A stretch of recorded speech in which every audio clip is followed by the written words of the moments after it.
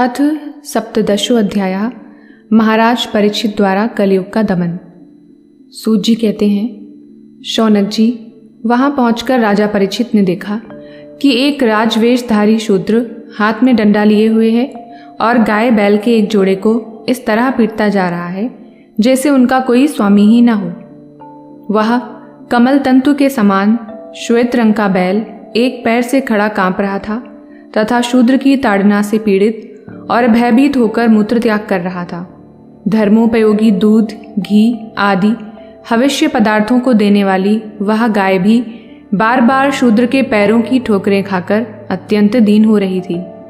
एक तो वह स्वयं ही दुबली पतली थी, दूसरे उसका बछड़ा भी उसके पास नहीं था। उसे भूख लगी हुई थी और उसकी आंखों से आंसू बहते जा रहे थे। स्वर्ण जटित रथ पर चढ़े हुए राजा परीक्षित ने अपना धनुष चढ़ाकर मेघ के समान गंभीर वाणी से उसको ललकारा। अरे, तू कौन है जो बलवान होकर भी मेरे राज्य के इन दुर्बल प्राणियों को बलपूर्वक मार रहा है? तूने नट की भांति वेश तो राजा का सा बना रखा है, परंतु कर्म से तू शूद्र जान पड़ता है। हमारे दादा अर्जुन के साथ भगवान श्री कृष्ण के परमधाम पधार जाने पर इस प्रकार निर्जन स्थान में निरपराधों पर प्रहार करने वाला तो अपराधी है, अतः वध के योग्य है। उन्होंने धर्म से पूछा, कमल नाल के समान आपका श्वेत वर्ण है, 3 पैर ना होने पर भी आप एक पैर से ही चलते फिरते हैं। यह देखकर मुझे बड़ा कष्ट हो रहा है। बतलाइए, आप क्या बैल के रूप में कोई देवता हैं? अभी यह भूमंडल कुरुवंशी नरपतियों के बाहुबल से सुरक्षित है। इसमें आपके सिवा और किसी भी प्राणी की आंखों से शोक के आंसू बहते मैंने नहीं देखे। धेनुपुत्र, अब आप शोक ना करें, इस शूद्र से निर्भय हो जाएं। गोमाता, मैं दुष्टों को दंड देने वाला हूँ, अब आप रोए नहीं, आपका कल्याण हो। देवी, जिस राजा के राज्य में दुष्टों के उपद्रव से सारी प्रजा त्रस्त रहती है, उस मतवाले राजा की कीर्ति, आयु, ऐश्वर्य और परलोक नष्ट हो जाते हैं। राजाओं का परम धर्म यही है कि वे दुखियों का दुख दूर करें। यह महादुष्ट प्राणियों को पीड़ित करने वाला है, अतः मैं अभी इसे मार डालूंगा। सुरभिनंदन, आप तो 4 पैर वाले जीव हैं, आपके 3 पैर किसने काट डाले? श्री कृष्ण के अनुयायी राजाओं के राज्य में कभी कोई भी आपकी तरह दुखी ना हो। वृषभ, आपका कल्याण हो। बताइए, आप जैसे निरपराध साधुओं का अंग भंग करके किस दुष्ट ने पांडवों की कीर्ति में कलंक लगाया है? जो किसी निरपराध प्राणी को सताता है, उसे चाहे वह कहीं भी रहे, मेरा भय अवश्य होगा। दुष्टों का दमन करने से साधुओं का कल्याण ही होता है। जो दंड व्यक्ति निरपराध प्राणियों को दुख देता है, वह चाहे साक्षात देवता ही क्यों न हो, मैं उसकी बाजूबंद से विभूषित भुजा को काट डालूंगा। बिना आपत्ति काल के मर्यादा का उल्लंघन करने वालों को शास्त्रानुसार दंड देते हुए अपने धर्म में स्थित लोगों का पालन करना राजाओं का परम धर्म है। धर्म ने कहा, राजन, आप महाराज पांडु के वंशज हैं। आपका इस प्रकार दुखियों को आश्वासन देना आपके योग्य ही है, क्योंकि आपके पूर्वजों के श्रेष्ठ गुणों ने भगवान श्री कृष्ण को उनका सारथी और दूत आदि बना दिया था। नरेंद्र, शास्त्रों के विभिन्न वचनों से मोहित होने के कारण हम उस पुरुष को नहीं जानते जिससे क्लेशों के कारण उत्पन्न होते हैं। जो लोग किसी भी प्रकार के द्वैत को स्वीकार नहीं करते, वे अपने आप को ही अपने दुख का कारण बतलाते हैं। कोई प्रारब्ध को कारण बतलाते हैं तो कोई कर्म को, कुछ लोग स्वभाव को तो कुछ लोग ईश्वर को दुख का कारण मानते हैं। किन्हीं किन्हीं का ऐसा भी निश्चय है कि दुख का कारण ना तो तर्क के द्वारा जाना जा सकता है और ना वाणी के द्वारा बतलाया जा सकता है। राजर्षि, अब इनमें से कौन सा मत ठीक है, यह आप अपनी बुद्धि से ही विचार लीजिए। सूत जी कहते हैं, ऋषि श्रेष्ठ शौनक जी, धर्म का यह प्रवचन सुनकर सम्राट परीक्षित बहुत प्रसन्न हुए। उनका खेद मिट गया। उन्होंने शांत चित्त होकर उनसे कहा। परीक्षित ने कहा, धर्म का तत्व जानने वाले वृषभ देव, आप धर्म का उपदेश कर रहे हैं। अवश्य ही आप वृषभ के रूप में स्वयं धर्म हैं। आपने अपने को दुख देने वाले का नाम इसलिए नहीं बताया है कि अधर्म करने वाले को जो नरक आदि प्राप्त होते हैं, वे ही चुगली करने वाले को भी मिलते हैं।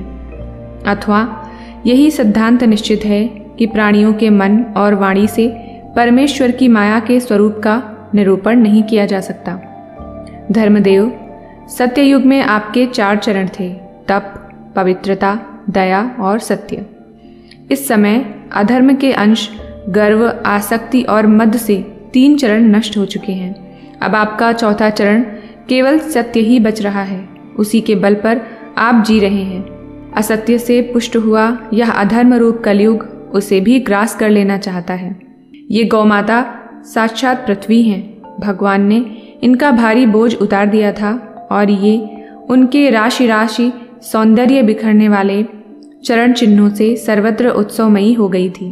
अब ये उनसे बिछुड़ गई हैं। वे साध्वी अभागिनी के समान नेत्रों में जल भरकर यह चिंता कर रही हैं कि अब राजा का स्वांग बनाकर ब्राह्मण द्रोही शूद्र मुझे भोगेंगे।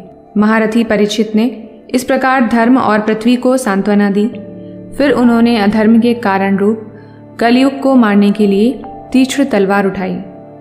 कलयुग ताड़ गया कि ये तो अब मुझे मार ही डालना चाहते हैं। अतः झटपट उसने अपने राज चिन्ह उतार डाले और भय विह्वल होकर उनके चरणों में अपना सिर रख दिया। परीक्षित बड़े यशस्वी, दीनवत्सल और शरणागत रक्षक थे। उन्होंने जब कलयुग को अपने पैरों पर पड़े देखा तो कृपा करके उसको मारा नहीं, अपितु हंसते हुए से उससे कहा। परीक्षित बोले, जब तू हाथ जोड़कर शरण आ गया तब अर्जुन के यशस्वी वंश में उत्पन्न हुए किसी भी वीर से तुझे कोई भय नहीं है, परंतु तू अधर्म का सहायक है, इसलिए तुझे मेरे राज्य में बिल्कुल नहीं रहना चाहिए। तेरे राजाओं के शरीर में रहने से ही लोभ, झूठ, चोरी, दुष्टता, स्वधर्म त्याग, दरिद्रता, कपट, कलह, दंभ और दूसरे पापों की बढ़ती हो रही है। अतः अधर्म के साथी इस ब्रह्मावर्त में तू एक क्षण के लिए भी न ठहरना, क्योंकि यह धर्म और सत्य का निवास स्थान है। इस क्षेत्र में यज्ञ विधि के जानने वाले महात्मा यज्ञों के द्वारा यज्ञ पुरुष भगवान की आराधना करते रहते हैं। इस देश में भगवान श्रीहरि यज्ञों के रूप में निवास करते हैं। यज्ञों के द्वारा उनकी पूजा होती है और वे यज्ञ करने वालों का कल्याण करते हैं। वे सर्वात्मा भगवान वायु की भांति समस्त चराचर जीवों के भीतर और बाहर एक रस स्थित रहते हुए उनकी कामनाओं को पूर्ण करते रहते हैं। सूत जी कहते हैं, परीक्षित की यह आज्ञा सुनकर कलयुग सिहर उठा। यमराज के समान मारने के लिए उद्यत हाथ में तलवार लिए हुए परीक्षित से वह बोला। कली ने कहा, सार्वभौम, आपकी आज्ञा से जहाँ कहीं भी मैं रहने का विचार करता हूँ वहीं देखता हूँ कि आप धनुष पर बाण चढ़ाए खड़े हैं। धार्मिक शिरोमणे, आप मुझे वह स्थान बतलाइए जहाँ मैं आपकी आज्ञा का पालन करता हुआ स्थिर होकर रह सकूं। सूत जी कहते हैं, कलयुग की प्रार्थना स्वीकार करके राजा परीक्षित ने उसे 4 स्थान दिए: द्यूत, मद्यपान, स्त्री संग और हिंसा। इन स्थानों में क्रमशः असत्य, मद, आसक्ति और निर्दयता, ये 4 प्रकार के अधर्म निवास करते हैं। उसने और भी स्थान मांगे, तब समर्थ परीक्षित ने उसे रहने के लिए एक और स्थान सुवर्ण दिया। इस प्रकार कलयुग के 5 स्थान हो गए: झूठ, मद, काम, वैर और रजोगुण। परीक्षित के दिए हुए इन्हीं 5 स्थानों में अधर्म का मूल कारण कली उनकी आज्ञाओं का पालन करता हुआ निवास करने लगा। इसलिए आत्म कल्याणकामी पुरुष को इन 5 स्थानों का सेवन कभी नहीं करना चाहिए। धार्मिक राजा, प्रजा वर्ग के लौकिक नेता और धर्मोपदेष्टा गुरुओं को तो बड़ी सावधानी से इनका त्याग करना चाहिए। राजा परीक्षित ने इसके बाद वृषभ रूप धर्म के 3 चरण तपस्या, शौच और दया जोड़ दिए और आश्वासन देकर पृथ्वी का संवर्धन किया। वे ही महाराजा परीक्षित इस समय अपने राज सिंहासन पर, जिसे उनके पितामह महाराज युधिष्ठिर ने वन में जाते समय उन्हें दिया था, विराजमान हैं। वे परम यशस्वी सौभाग्यभाजन चक्रवर्ती सम्राट राजर्षि परीक्षित इस समय हस्तिनापुर में कौरव कुल की राज्य लक्ष्मी से शोभायमान हैं। अभिमन्यु नंदन राजा परीक्षित वास्तव में ऐसे ही प्रभावशाली हैं जिनके शासन काल में आप लोग इस दीर्घकालीन यज्ञ के लिए दीक्षित हुए हैं। इति श्रीमद्भागवते महापुराणे पारमहंस्यायाम संहितायां प्रथमस्कन्धे कलिनिग्रहो नाम सप्तदशो अध्यायः। अथ अष्टादशो अध्यायः। राजा परीक्षित को श्रृंगी ऋषि का शाप। सूत जी कहते हैं, अद्भुत कर्मा भगवान श्री कृष्ण की कृपा से राजा परीक्षित अपनी माता की कोख में अश्वत्थामा के ब्रह्मास्त्र से जल जाने पर भी मरे नहीं। जिस समय ब्राह्मण के शाप से उन्हें डसने के लिए तक्षक आया, उस समय वे प्राणनाश के महान भय से भयभीत भी नहीं हुए, क्योंकि उन्होंने अपना चित्त भगवान श्री कृष्ण के चरणों में समर्पित कर रखा था। उन्होंने सबकी आसक्ति छोड़ दी, गंगा तट पर जाकर श्री शुकदेव जी से उपदेश ग्रहण किया और इस प्रकार भगवान के स्वरूप को जानकर अपने शरीर को त्याग दिया। जो लोग भगवान श्री कृष्ण की लीला कथा कहते रहते हैं, उस कथामृत का पान करते रहते हैं और इन दोनों ही साधनों के द्वारा उनके चरण कमल का स्मरण करते रहते हैं, उन्हें अंतकाल में भी मोह नहीं होता। जब तक पृथ्वी पर अभिमन्यु नंदन महाराज परीक्षित सम्राट रहे, तब तक चारों ओर व्याप्त हो जाने पर भी कलयुग का कुछ भी प्रभाव नहीं था। वैसे तो जिस दिन जिस क्षण श्री कृष्ण ने पृथ्वी का परित्याग किया, उसी समय पृथ्वी में अधर्म का मूल कारण कलयुग आ गया था। भ्रमर के समान सारग्राही सम्राट परीक्षित कलयुग से कोई द्वेष नहीं रखते थे, क्योंकि इसमें यह एक बहुत बड़ा गुण है कि पुण्य कर्म तो संकल्प मात्र से ही फलीभूत हो जाते हैं, परंतु पाप कर्म का फल शरीर से करने पर ही मिलता है, संकल्प मात्र से नहीं। यह भेड़िए के समान बालकों के प्रति शूरवीर और धीरवीर पुरुषों के लिए बड़ा भीरू है। यह प्रमादी मनुष्यों को अपने वश में करने के लिए ही सदा सावधान रहता है। शौनक आदि ऋषियों, आप लोगों को मैंने भगवान की कथा से युक्त राजा परीक्षित का पवित्र चरित्र सुनाया। आप लोगों ने यही पूछा था, भगवान श्री कृष्ण कीर्तन करने योग्य बहुत सी लीलाएं करते हैं, इसलिए उनके गुण और लीलाओं से संबंध रखने वाली जितनी भी कथाएं हैं, कल्याणकामी पुरुषों को उन सबका सेवन करना चाहिए। ऋषियों ने कहा, सौम्य स्वभाव सूत जी, आप युग युग जिए, क्योंकि मृत्यु के प्रवाह में पड़े हम लोगों को आप भगवान श्री कृष्ण की अमृतमयी उज्ज्वल कीर्ति का श्रवण कराते हैं। यज्ञ करते करते उसके धुएं से हम लोगों का शरीर धूमिल हो गया है, फिर भी इस कर्म का कोई विश्वास नहीं है। इधर आप तो वर्तमान में ही भगवान श्री कृष्ण के चरण कमलों का मादक और मधुर मधु पिलाकर हमें तृप्त कर रहे हैं। भगवत प्रेमी भक्तों के लव मात्र के सत्संग से स्वर्ग एवं मोक्ष की भी तुलना नहीं की जा सकती। फिर मनुष्यों के तुच्छ भोगों की तो बात ही क्या है। ऐसा कौन रसमर्मज्ञ होगा जो महापुरुषों के एकमात्र जीवन सर्वस्व श्री कृष्ण की लीला कथाओं से तृप्त हो जाए। समस्त प्राकृत गुणों से अतीत भगवान के अचिंत्य अनंत कल्याणमय गुण गणों का पार तो ब्रह्मा शंकर आदि बड़े बड़े योगेश्वर भी नहीं पा सके। विद्वन, आप भगवान को ही अपने जीवन का ध्रुवतारा मानते हैं, इसलिए आप सत्पुरुषों के एकमात्र आश्रय भगवान के उदार और विशुद्ध चरित्रों का हम श्रद्धालु श्रोताओं के लिए विस्तार से वर्णन कीजिए। भगवान के परम प्रेमी महाबुद्धि परीक्षित ने श्री शुकदेव जी के उपदेश किए हुए जिस ज्ञान से मोक्ष स्वरूप भगवान के चरण कमलों को प्राप्त किया, आप कृपा करके उसी ज्ञान और परीक्षित के परम पवित्र उपाख्यान का वर्णन कीजिए, क्योंकि उसमें कोई बात छिपाकर नहीं कही गई होगी और भगवत प्रेम की अद्भुत योगनिष्ठा का निरूपण किया गया होगा। उसमें पद पद पर भगवान श्री कृष्ण की लीलाओं का वर्णन हुआ होगा। भगवान के प्यारे भक्तों को वैसा प्रसंग सुनने में बड़ा रस मिलता है। सूत जी कहते हैं, अहो, विलोम जाति में उत्पन्न होने पर भी महात्माओं की सेवा करने के कारण आज हमारा जन्म सफल हो गया, क्योंकि महापुरुषों के साथ बातचीत करने मात्र से ही नीच कुल में उत्पन्न होने की मनोव्यथा शीघ्र ही मिट जाती है। फिर उन लोगों की तो बात ही क्या है जो सत्पुरुषों के एकमात्र आश्रय भगवान का नाम लेते हैं। भगवान की शक्ति अनंत है, वे स्वयं अनंत हैं। वास्तव में उनके गुणों की अनंतता के कारण ही उन्हें अनंत कहा गया है। भगवान के गुणों की समता भी जब कोई नहीं कर सकता, तब उनसे बढ़कर तो कोई हो ही कैसे सकता है।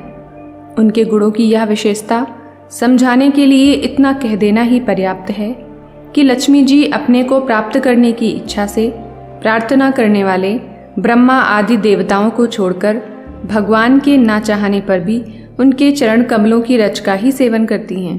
ब्रह्मा जी ने भगवान के चरणों का प्रक्षालन करने के लिए जो जल समर्पित किया था वही उनके चरण नखों से निकलकर गंगा जी के रूप में प्रवाहित हुआ। यह जल महादेव जी सहित सारे जगत को पवित्र करता है।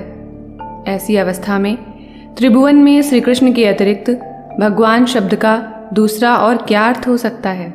जिनके प्रेम को प्राप्त करके धीर पुरुष बिना किसी हिचक के देह गेह आदि की दृढ़ आसक्ति को छोड़ देते हैं और उस अंतिम परमहंस आश्रम को स्वीकार करते हैं जिसमें किसी को कष्ट ना पहुंचाना और सब ओर से उपशांत हो जाना ही स्वधर्म होता है। सूर्य के समान प्रकाशमान महात्माओं, आप लोगों ने मुझसे जो कुछ पूछा है वह मैं अपनी समझ के अनुसार सुनाता हूँ। जैसे पक्षी अपनी शक्ति के अनुसार आकाश में उड़ते हैं, वैसे ही विद्वान लोग भी अपनी अपनी बुद्धि के अनुसार ही श्री कृष्ण की लीला का वर्णन करते हैं। एक दिन राजा परीक्षित धनुष लेकर वन में शिकार खेलने गए हुए थे। हरिणों के पीछे दौड़ते दौड़ते वे थक गए और उन्हें बड़े जोर की भूख और प्यास लगी। जब कहीं उन्हें कोई जलाशय नहीं मिला तब वे पास के ही एक ऋषि के आश्रम में घुस गए। उन्होंने देखा कि वहाँ आंखें बंद करके शांत भाव से एक मुनि आसन पर बैठे हुए हैं। इंद्रिय, प्राण, मन और बुद्धि के निरुद्ध हो जाने से वे संसार से ऊपर उठ गए थे। जागृत, स्वप्न, सुषुप्ति तीनों अवस्थाओं से रहित निर्विकार ब्रह्मरूप तुरीय पद में वे स्थित थे। उनका शरीर बिखरी हुई जटाओं से और कृष्ण मृग चर्म से ढका हुआ था। राजा परीक्षित ने ऐसी ही अवस्था में उनसे जल मांगा, क्योंकि प्यास से उनका गला सूखा जा रहा था। जब राजा को वहां बैठने के लिए तिनके का आसन भी न मिला, किसी ने उन्हें भूमि पर भी बैठने को ना कहा, अर्घ्य और आदर भरी मीठी बातें तो कहाँ से मिलती।